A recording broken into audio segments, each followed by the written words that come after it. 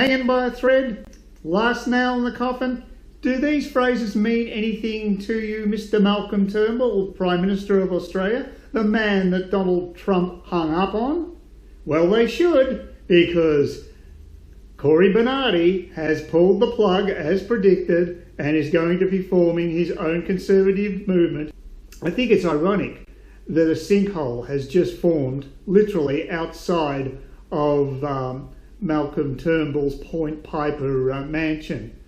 I mean, talk about symbolism. It's amazing. What I think is also amazing that this was inevitable that Cory Bernardi would actually defect from the Liberal Party. There's no surprise here. But what really breaks me up is the clowns like your Christopher Pine. I mean, I just have no time for that man, and using that term very, very broadly in his case. He's the sort of guy who's very irritating and probably got the crap beaten out of him in the school grounds because he's such a smart ass. He's got a damn big mouth, and how dare he and others in the party have the gall to accuse Cory Bernardi of being disloyal. These are the same people who knifed Abbott in the back. I mean, it's the Scott Morrisons and the Julie Bishops. I mean, you wouldn't want them as mates, seriously.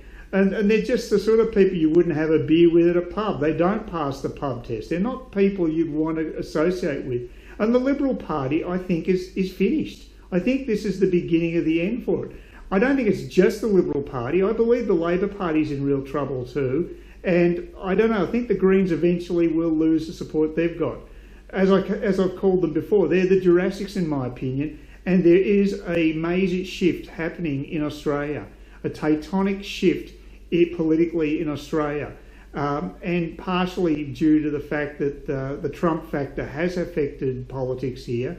I think there will be a different way of looking at things. I think the politicians who don't go with the politically correct line, who are actually now prepared to challenge our press, which is incredibly biased in the main towards PC, all these things are going to change. There's going to be major changes in this country. There has to be, because we can't go along with some of these crazy policies like the Greens that just have us have open borders. They don't care about who comes into the country, and that's insane. They also don't care about how much you pay for your electricity. They basically just have got this mantra of renewals, whereas the only good thing I think the Liberals did do is they tried to actually promote the clean burning coal. And it is about the only practical solution right now, because I think nuclear power has been made too expensive with excessive bureaucracy added to it, probably through the Greens trying to sabotage a building of any new plants. I mean, obviously you've got to have basic safety for that type of power, but I believe that they have really sabotaged that particular type of industry, made it just not cost effective because of all the bureaucracy required to get a plant approved. It just takes forever to build, and the longer it takes to build, the more it's going to cost, and it's made it unviable. So, you know, there's just the way politics is going in this country. You know, that's why people are going towards Pauline Hanson, not necessarily because they want to be a One Nation follower. It's just it's the only viable conservative option now. Now, I'm a bit worried that Cory is not going to actually form his own party. He says he's going to be an independent, and it appears the only movement he might make is actually form like a Palmer party, Palmer United Party, in the upper house. Mind you, the Senate in Australia has so much power these days that they're almost like a de facto government anyway. So if you do have control of the Senate, you basically have got the elected government by the short and curlies when it comes to legislation.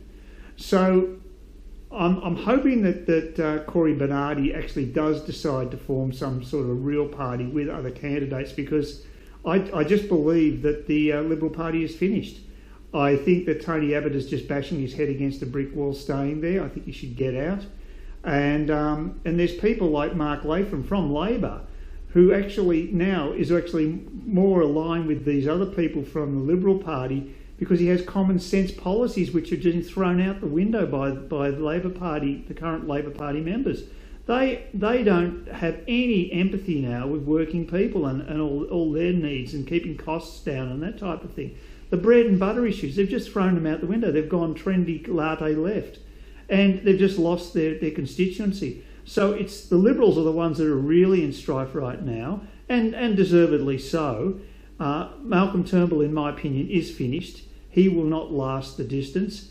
The only way he will is if the MPs in the Liberal Party are so inept and gutless that they can't see the writing on the wall and will actually just retain him because they're afraid of making another leadership change.